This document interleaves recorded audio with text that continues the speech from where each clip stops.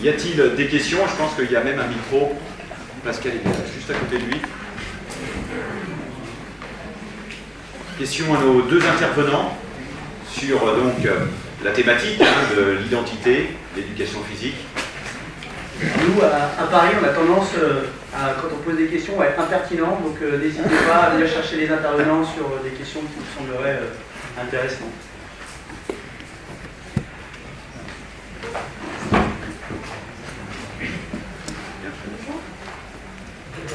Bien prêt. Bonjour, Voilà. Valérie Schwab, professeure d'EPS, chercheuse de l'EPS aussi. J'avais une question. Est-ce que la classification qui est dans la logique interne de l'EPS, dont son souci d'être légitimé, j'entends par là plus de lisibilité et peut-être un meilleur niveau de pratique dans chaque activité, n'a pas abouti à un appauvrissement de l'EPS avant. Par exemple, maintenant, dans les nouveaux programmes, les enseignants d'EPS n'ont plus que 27 activités maximum à enseigner. Est-ce qu'on ne va pas être assimilé à des cas des professeurs de sport, même si ce ne soit pas forcément péjoratif, du fait de cet appauvrissement des pratiques?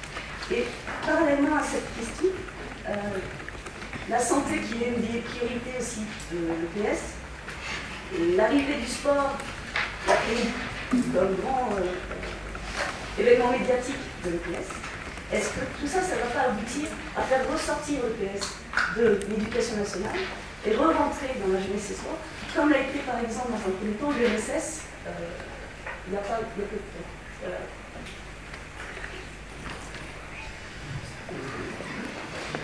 Le classement proposé par les institutions officielles ne tient absolument pas compte de la classification par domaine d'action motrice. C'est même l'opposé. Je suis personnellement en totale opposition avec la classification qui est proposée, qui n'a aucune valeur théorique et qui s'appuie uniquement sur des anciens stéréotypes. Vous voyez, j'ai projeté les 26 activités dont vous venez de parler dans le simplex et on s'aperçoit qu'il n'y a que 4 activités en milieu incertain et 22 activités en milieu certain. Autrement dit, on place nos élèves dans un univers totalement arrêté qui propose aucune nouveauté, aucune incertitude. Donc, il n'y a pas d'adaptation à l'environnement, vous voyez. Donc nous sommes en totale opposition avec cette proposition.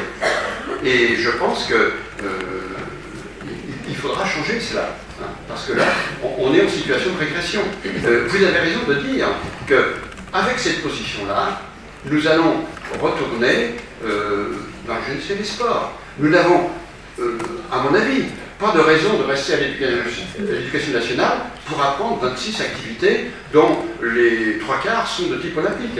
C'est intéressant, nous sommes intéressés par les activités olympiques, mais on l'a dit aussi bien Alain que moi, l'éducation physique ne se réduit pas à l'apprentissage d'activités olympiques. Donc, la tendance actuelle, c'est pour ça que j'ai parlé de menaces. Nous sommes doublement menacés. D'une part, dans les pratiques, ce sont des techniques visant la haute performance. C'est pas notre travail. Les clubs le feront mieux que nous. Mieux que nous. Nous n'avons pas assez d'heures pour le faire. Hein. D'autre part, au point de vue sérieux, disons, éducation, université, nous sommes en dehors des clous. Ce que nous faisons actuellement, c'est de la psychologie, de la sociologie, de la biomécanique. Bon, les biomécaniciens, les sociologues le font mieux que nous. Donc, nous n'avons pas de raison de rester à l'université actuellement. Et peu de raisons de rester à l'éducation nationale. Les clubs feront mieux ce travail que nous, l'université fera mieux ce travail que nous. Donc, nous sommes dans une situation de grande vulnérabilité, ce qui me permet d'insister, d'être parfois un peu corrosif. N'y voyez pas un désir d'agressivité. Moi, je souhaiterais travailler en bonne intelligence avec mes collègues du syndicat. Ça me plairait beaucoup de travailler avec eux. Je ne peux pas, car ils sont sur des positions intenables, qui sont, à mon avis, des positions de régression. Mais je pense qu'ils vont bientôt changer, et je travaillerai main dans la main avec eux, vraiment, je le dis avec grand plaisir, parce que c'est nécessaire pour développer l'éducation physique. Il ne faut pas qu'on soit des bastions différents. D'ailleurs, moi, je ne suis pas un bastion, alors que mes collègues, eux, ont un réel pouvoir. Moi, je vous parle, mais c'est tout. Je n'ai pas de pouvoir institutionnel. Mais je pense que les idées doivent quand même pouvoir fonctionner. Donc, je vous suis, chers collègues, il y a un grand danger. Et un master qui se crée à l'INSEP en ce moment. Bien. Y a-t-il d'autres questions? Monsieur Brun, est-ce que vous voulez aussi rapidement répondre? Oh, c'est une question complexe parce que, bon, il y a la question de fond, bien sûr. Donc, le problème de la classification est un problème qui a beaucoup alimenté les débats. On en est arrivé à des catégorisations pragmatiques qui n'ont pas été forcément acceptées. Bon, là, ça mériterait un long développement entre nous, puisqu'on a participé à ces choses-là. Et c'est vrai que d'une façon pragmatique, on aboutit à des choses, c'est ce que je disais tout à l'heure. Finalement, nos programmes, alors que ça nous a beaucoup animés, que ça a demandé beaucoup d'efforts, et contrairement à ce qu'on croit, beaucoup d'expertise pratique de collègues qui se sont mis en jeu. Et on pourrait dire que la montagne accouche d'une souris, dans le sens où ça ne nous satisfait pas. Ça ne satisfait pas, ça ne donne pas une image, etc. Et il y a plein d'ambiguïtés, notamment celle que vous rappelez. Cela dit, il faut voir qu'il y a eu une volonté d'homogénéisation de l'éducation physique. Nous avons constaté ces dernières années, justement avec la multiplicité des activités, que finalement, d'un établissement à un autre, d'une région à une autre, ce n'était pas la même éducation physique dans la mesure où, justement, les pratiques, la variété des pratiques prenait le pas sur, en quelque sorte, une homogénéité, qui était très difficile après à gérer dans la volonté d'une évaluation normative prise en compte au niveau des examens. Du même coup, ça obligeait à un minimum d'harmonisation entre les établissements qui n'ont pas forcément les mêmes possibilités, qui n'ont pas forcément les mêmes cultures régionales, d'où des artifices qui sont assez insatisfaisants. Mais il faut regarder aussi que ce qui est dit, c'est ce qui est exigible en quelque sorte, mais n'empêche pas ce qui n'est pas dit. À ma connaissance, ou alors ça a bien changé, depuis 3 ans que je suis plus aux affaires, il n'est pas interdit de faire ce qui n'est pas dans le programme. Mais on ne peut pas ne pas faire ce qui est dans le programme. Voilà. C'est-à-dire que, et d'ailleurs, dans le choix des activités, il y a toujours possibilité d'ajouter. Il y avait toujours une possibilité d'ajouter. Le problème, c'est de pouvoir le faire. Voilà, donc, contrairement, bon, je resterai là, parce que c'est la parole d'un retraité qui a oublié les choses. Car lorsque j'ai inspecté, je ne regardais pas, contrairement à ce qu'on peut croire, si le programme était appliqué au sens à la lettre. Je regardais s'il y avait une cohérence entre ce que faisait l'enseignant et les objectifs éducatifs. Et lorsqu'il était éducateur, j'étais ravi. Quoi qu'il ait fait, quoi qu'il ait choisi, et quelques rapports que ça avait le programme. En 1952, un humoriste que je vous conseille, qui s'appelle Jacques Perret, qui a écrit Articles de sport, disait, se moquait un petit peu des programmes de l'époque. Il disait, fort heureusement, il est conseillé de ne pas s'y référer. Voilà. Bon. Mais c'est un jeu institutionnel, les programmes. On nous demande justement une fiche d'identité. Sinon, on est des sans-papiers. C'est ça, on revient au problème d'identité. Dites-moi qui vous êtes, montrez-moi vos papiers. On montre nos programmes. Mais qui les connaît, les programmes? Quel est l'enseignant qui peut les réciter? Je mets au défi quelqu'un d'expliquer à son voisin, parent d'élève, moi le premier inspecteur général, mon voisin qui me dit, mon enfant rentre en 6e, qu'est-ce qu'il a à faire? Mon Dieu. Impossible, il y a 30 pages. Par contre, c'est une référence. C'est un effort entre nous de dire ce que nous faisons, de le dire. Et c'est là où je dis que nous avons échoué. Parce que nous sommes allés dans le détail. Et la recherche un peu désespérée, je marquais quelque part, je ne suis pas dans un vieil article donc j'ai perdu les papiers. Où c'est que je l'ai mis celui-là? J'ai pas. Là. Ouais, la tentative NPS de proposer des fondamentaux, puis des principes, voire des domaines, ou l'écriture de compétences ou dimensions culturelles ou méthodologiques, puis la proposition de types d'expérience, de motifs d'agir, me paraît significatif de cet effort non abouti pour offrir une identité à l'EPS facilement communicable et organisatrice des contenus actuels et futurs. Là où je dis que nous avons échoué, c'est quand j'avais affaire à des recteurs et que je leur parlais de compétences culturelles, ils tombaient de leur chaise. Ça ne voulait rien dire, strictement rien dire. Je disais, mais écoutez, ça c'est un vocabulaire entre nous, on a bien le droit entre nous, conventionnellement d'appeler ce que l'on fait de telle façon. Mais me disait-il, parlez entre vous, mais ne me parlez pas à moi de compétences culturelles. Voilà, vous voyez. Donc les programmes, c'est cet effort encore non abouti de mettre sur pied des choses qui auraient mérité des recherches plus approfondies, que nous n'avons pas encore faites, et que vous ferez. Vous allez l'inventer. Demain, je suis ravi. Je suis sûr que je verrai, j'espère en tous les cas, que vous inventerez justement cet entre-deux entre la diversité des pratiques, la multiplicité de ce qui est possible de faire d'un point de vue éducatif et qui doit être valorisé, et puis ces grandes finalités. Vous arriverez peut-être, sans doute, à faire comprendre qu'il y a un certain nombre de choses, d'objectifs propres que vous développez et qui sont votre identité. Voilà. Mais je suis patient. Je resterai là, ça sera pas fait. Y a-t-il une dernière question?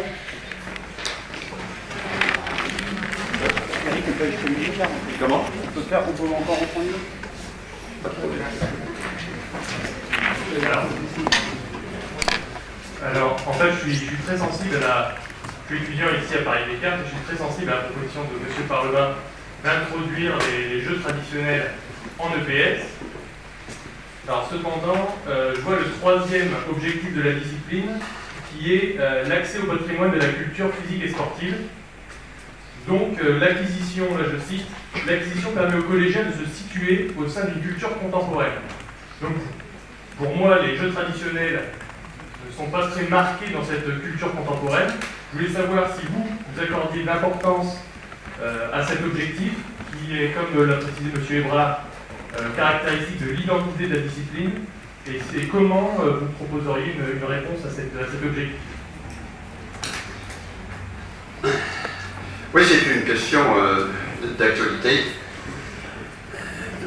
D'abord, quel est le rapport entre les jeux et la culture?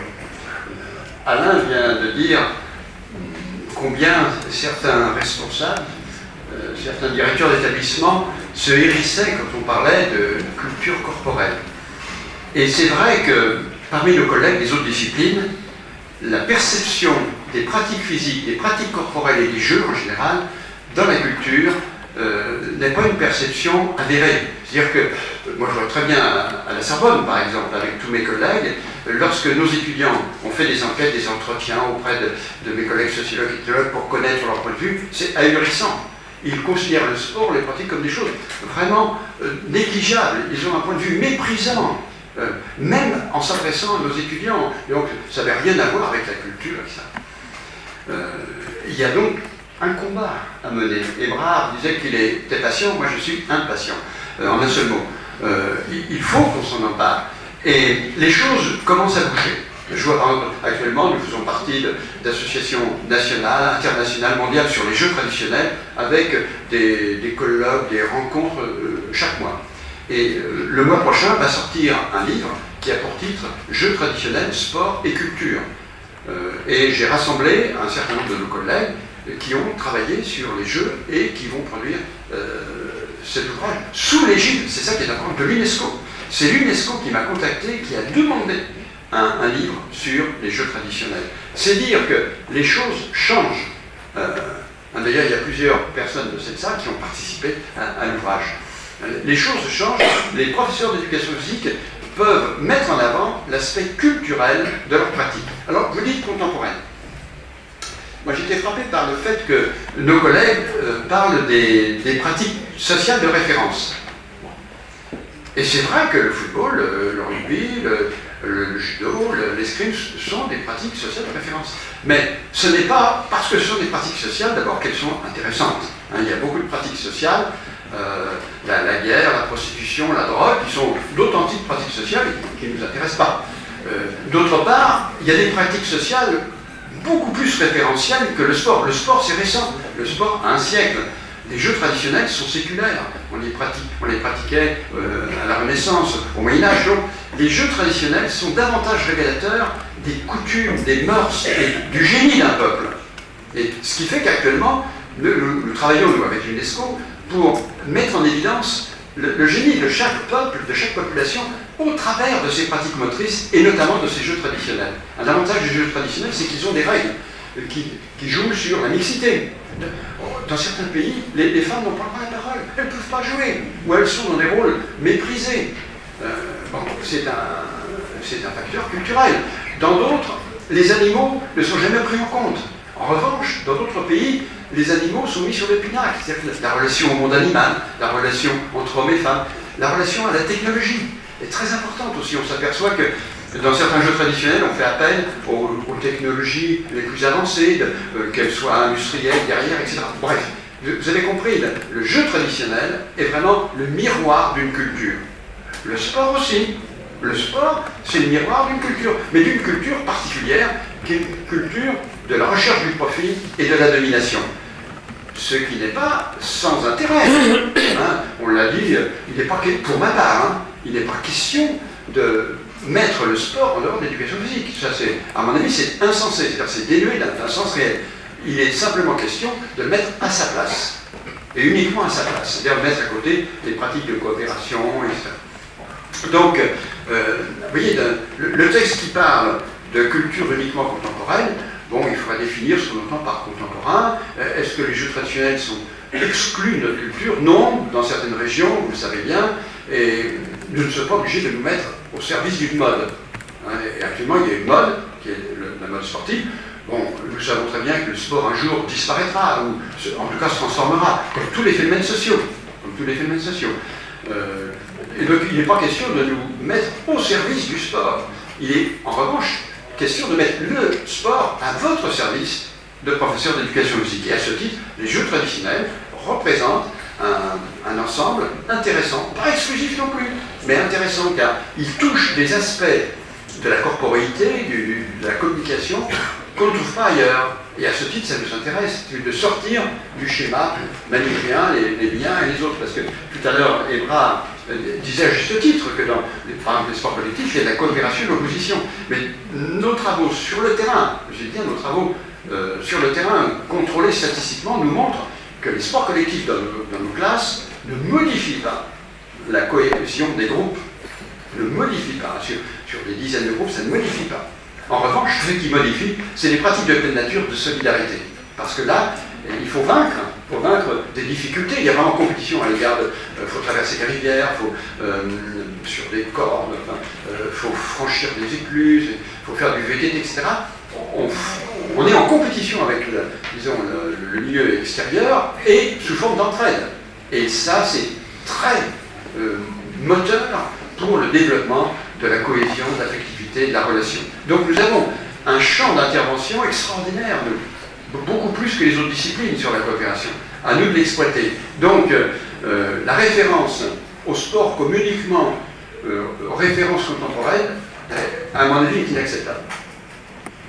Oui, moi je suis assez surpris aussi de cette notion de culture contemporaine, parce que là aussi ça a dû m'échapper, mais que chaque fois qu'on employait dans les textes l'accès à la culture, c'était le patrimoine culturel, c'était le patrimoine passé ou présent. Il n'y avait pas de valorisation particulière du présent, sauf que le caractère utilitaire, évidemment, de l'éducation nous pousse à veiller à ce que les animaux ne soient pas mis à côté, puissent accéder à la culture qui est la culture présente. Mais en tant que moyen éducatif, l'action de la culture, justement, sur la nature de l'individu, on peut puiser dans toute la culture, y compris le patrimoine culturel. Et c'est vrai, vous voyez, dans les activités artistiques, comme dans d'autres activités. Donc le fait que, je ne pense pas en tous les cas que ce soit une bonne chose que de limiter les finalités à la culture contemporaine. La culture, c'est l'ensemble des normes, des techniques et des valeurs et des institutions qui les véhiculent, et ce à quoi on attribue un sens, une valeur aujourd'hui. Et comme le disait Pierre, tout ce qui est, disons, culturel n'est pas non plus inscrit à l'éducation. C'est ce que on estime, à tort ou à raison, aujourd'hui, politiquement, souhaitable. C'est le souhaitable. Voilà. Il y a des arts culturels, la façon de se vêtir, de s'habiller, de se coiffer, qui sont tout à fait respectables et qui ne sont pas pour autant des pratiques culturelles enseignées.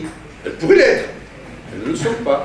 On n'estime qu'elles n'ont pas suffisamment, avec tous les cas, que d'autres choses peuvent les remplacer et que c'est une partie qui est laissée à l'initiative, ou du moins à des influences plus hors de l'école. Voilà. Mais ça pourrait venir. Il y a des sociétés dans lesquelles l'art du bouquet, l'art du thé est enseigné au Japon, pas chez nous. Hein. Et puis pour ajouter une petite anecdote, mais mon premier poste, je l'avais eu justement en Bretagne, à Rennes. Quand j'avais interrogé, quand je voyais la pratique des profs de PS, il y avait du ballon vague, il y avait donc des pratiques qui étaient justement régionales. Il y avait une singularité justement dans la pratique motrice et qui donnait une identité justement. Regardez, les Bretons peuvent passer par en Bretagne, donc il y a une identité verbale. D'où le problème des activités qui étaient posées. Est-ce qu'il faut mettre toutes des activités régionales? Vous avez vu les articles incendiaires quand on a appris qu'à Marseille, au baccalauréat, on évalue la pétanque. Et la pétanque, quand c'est bien enseigné, c'est un jeu difficile, c'est bien une précision. Voilà. Mais effectivement, alors là, dans le Figaro, le truc, je veux dire là, au ministère, je rasais les murs. Vous voyez, il faut expliquer au ministre pourquoi on fait la pétanque. Voilà, c'est pas simple. Hein. Dernière question. Je la pose. Ça, je poursuis. Vas-y.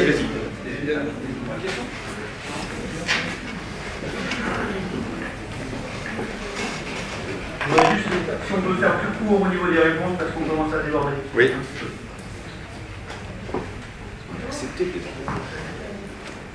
Je voulais juste savoir votre opinion sur, on a parlé justement de l'enseignement du sport basé sur la recherche de la performance et de la mauvaise utilisation de l'outil qui est la compétition et des défis pour les élèves. Est-ce que finalement le concours de recrutement, la formation des enseignants, enfin des futurs enseignants, ne pousse pas non plus dans ce sens-là, à savoir le classement en CAPES et des barèmes très basés sur la performance? Alors là, c'est encore une question un peu difficile parce que la rigueur des barèmes, elle est née, il faut le savoir, de souci d'équité. C'est-à-dire que plutôt que de faire des barèmes adaptés, finalement, la référence était le meilleur niveau. Donc le 20, c'est le champion d'Europe, c'est le champion olympique. Et à partir de là, notez. Dans un concours, peu importe, l'essentiel c'est d'avoir un instrument de mesure le plus fiable possible, et on peut très bien réussir un concours avec 3 de moyenne, si le meilleur a 3. Vous comprenez? Donc ça paraît choquant, évidemment. Guy Dru, qui était champion olympique, n'a eu que 14 son option. Le jour où il est passé, parce que ce jour-là, il était dans de mauvaises conditions, etc. Au barème, il a eu 14, parce qu'il n'a pas battu son record du monde ce jour-là. Mais parmi tous les candidats, il était le meilleur. Donc pour un concours, c'est pas gênant. C'est pas un examen. Si c'est un examen, évidemment, c'est autre chose. C'est-à-dire l'examen définit une norme. Il faut que 50% des individus aient la moyenne. Là, c'est pas le cas. Alors effectivement, ça paraît curieux et un peu bizarre. Ça paraît d'autant plus bizarre, bon, que ensuite, pour des raisons diverses, mais là, je ne voudrais pas parler trop de ça parce que c'est vraiment de très très mauvais souvenirs pour moi, en tant que président du CAPES, où je me suis battu sur le rôle des pratiques. J'avais pu observer qu'on ne réussissait pas au CAPES à cause des pratiques, bien au contraire. Et que je constatais à mon corps défendant que certains pouvaient très bien passer le CAPES en ayant des niveaux inacceptables. Je veux dire par là que ça tombait justement dans une compétition de haut niveau, etc.